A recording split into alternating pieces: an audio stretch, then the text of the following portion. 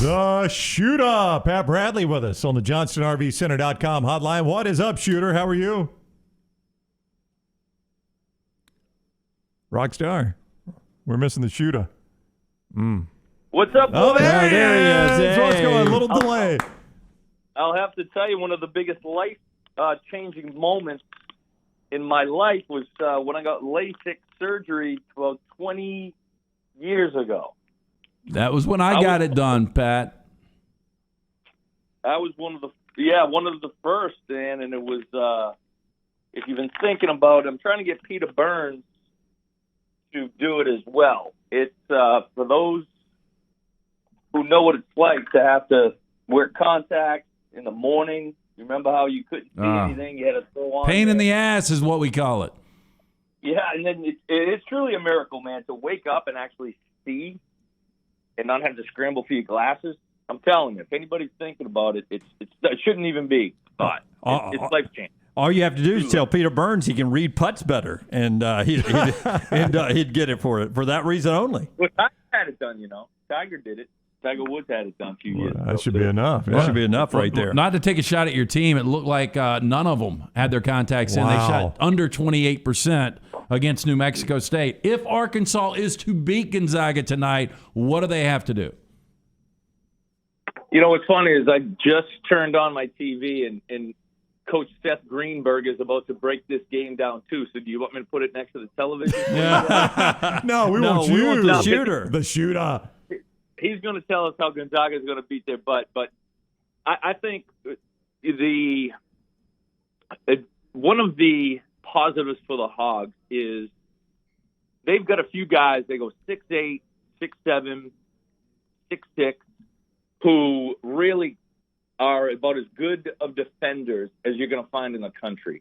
And I think that's something that people probably didn't pay much attention to just because Auburn was having such a great year, Kentucky, Tennessee. Slowly, the Razorbacks kept just winning games. And they were doing it sometimes like you saw on Saturday night, just kind of ugly, not a lot of shots, but they made 22 of 25 from the free throw line. And so they were able to do different things in that respect. So if they can get their mentality where they've won big games in that attack, space people, use our advantage, which is put it on the floor, go at people, and get to the free throw line, they don't have to make more than, you're going to have to make a couple of threes against Gonzaga. You're going to have to, right? But you don't have to make 10. You can win with 6, 7 threes, which they've got enough guys that can shoot to make about 6, 7 threes. I mean, that they average probably 7, I think. So, I think it's a good matchup. As good of a matchup as you can hope for against Gonzaga, who's really good. So, is there a way that you? Drew Timmy's had a problem getting to early foul trouble sometimes.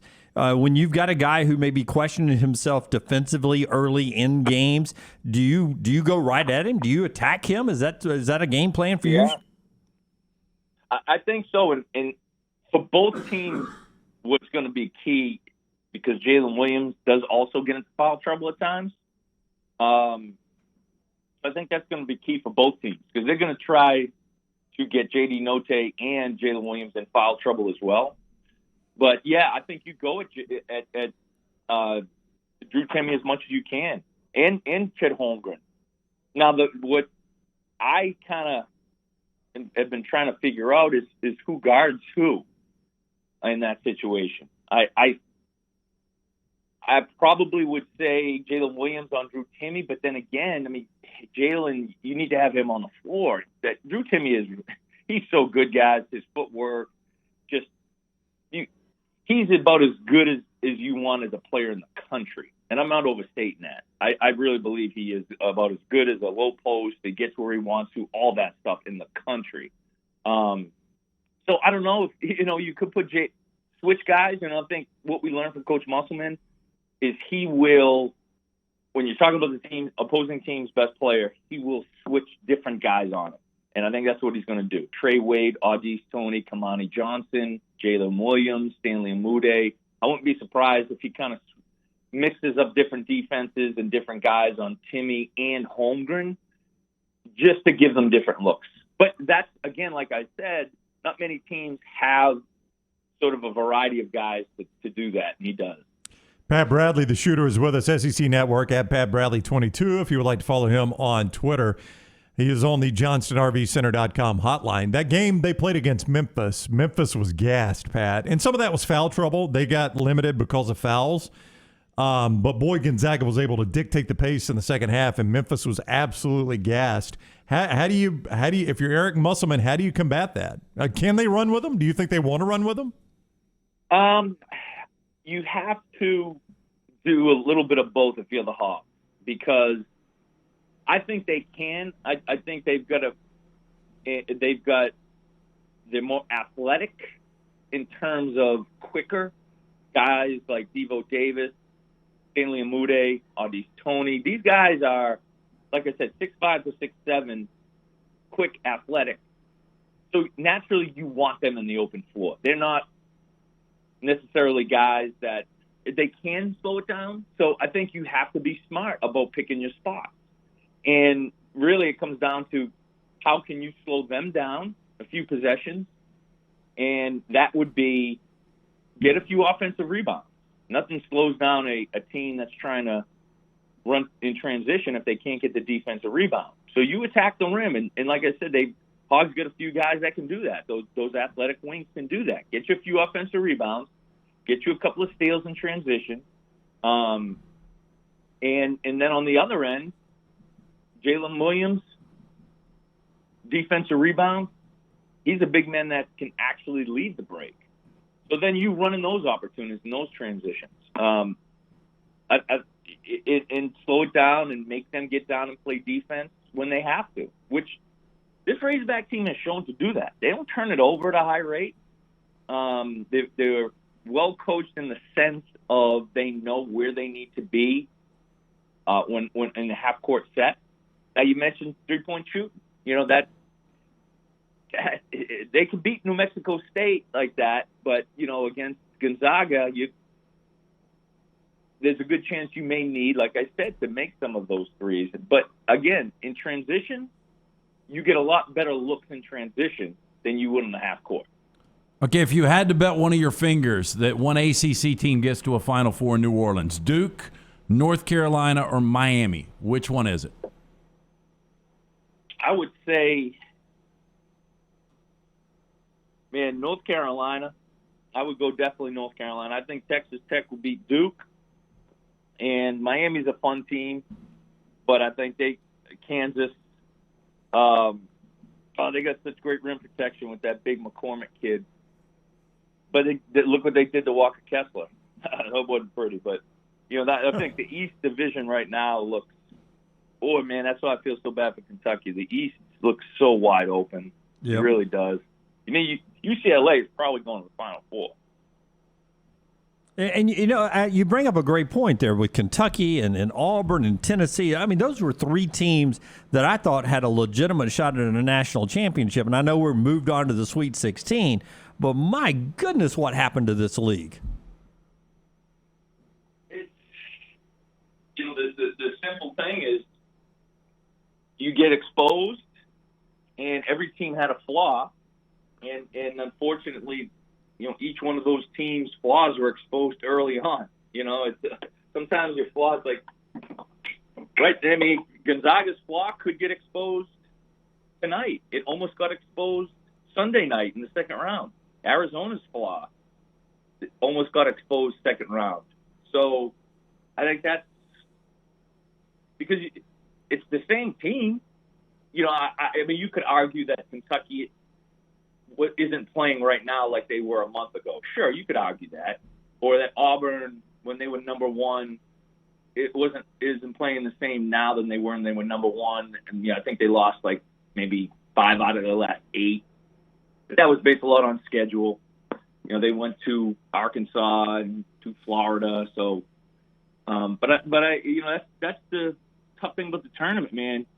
You don't know which one of these teams that are going to pose those problems for you until you get the bracket, and then you try to figure out how do we kind of mask that and turn our negatives into a positive. So, each game is different, I suppose. I mean, poor Tennessee gets bit by the bug where they can't shoot that one game. That one game.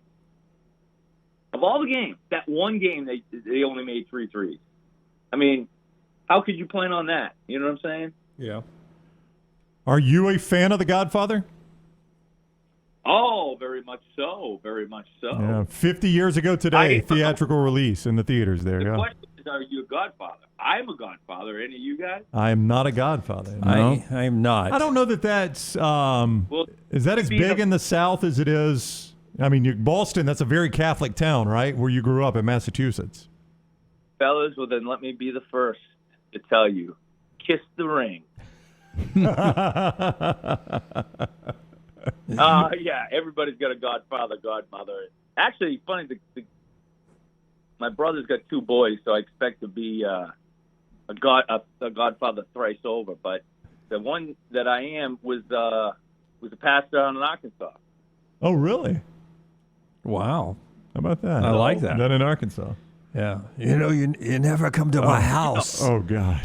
Dunaway watched it for the first time last night. I watched it for the first time last night. And he's done his Vito Corleone the whole show, and it is awful. Don't they get a cotton ball stuck in his throat? You know that was the story with Brando. Marlon Brando.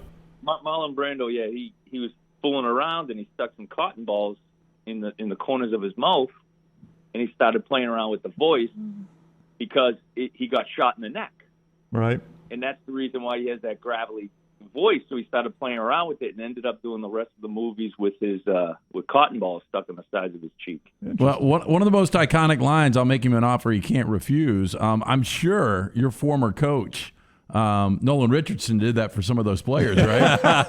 Yeah. That's how you get the shooter from Boston. Yeah. That's right. And I was talking to somebody about recruiting, and it is there's certain people who walk into a room and they separate themselves, big personalities. And I was trying to explain, like, from a college football standpoint, the confidence that Coach Nick Saban, Coach Kirby Smart, when those guys walk into a room, and I know Urban Meyer is not a popular figure to some people, but here's a reason why he was a great recruiter. They walk into a room and they basically say, and I'm not talking about money, but it's that mentality.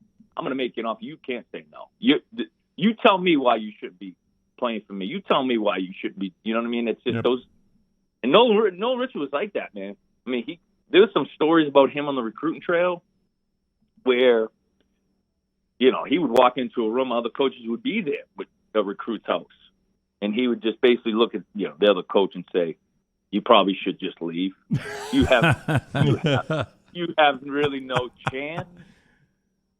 And what are you going to do? I mean, dude's 6'4", and it looks like he can just tear your limb to limb. So you're like, okay, all right, I'm out of here. Yeah. He did. I'm out of here. He was intimidating. Hey, I want you to know, Pat, you always welcome on this show, whether it's a Monday, Tuesday, Thursday, Wednesday. It doesn't matter. You're welcome. Monday, Tuesday, Apollonia. She was like a thunderbolt. Those eyes. Pat Bradley, the shooter. Thank you, Pat. Enjoy the game tonight. All right, yes, and don't ever be afraid of. We get a lot of Fredos running around in the SEC, so be careful. Dunaway hadn't got to that point yet. He hadn't seen 2 yet. I haven't seen 2 yet. I've just got 1 last night. Oh, geez, sorry. Yeah, that's all right. We haven't told him don't go fishing with Fredo just yet. Thank you, Pat. Take care. See, Pat doing a lot of stuff with that phone. He has trouble with that phone. Yeah, he does. Pat Bradley with us on the JohnstonRVCenter.com hotline.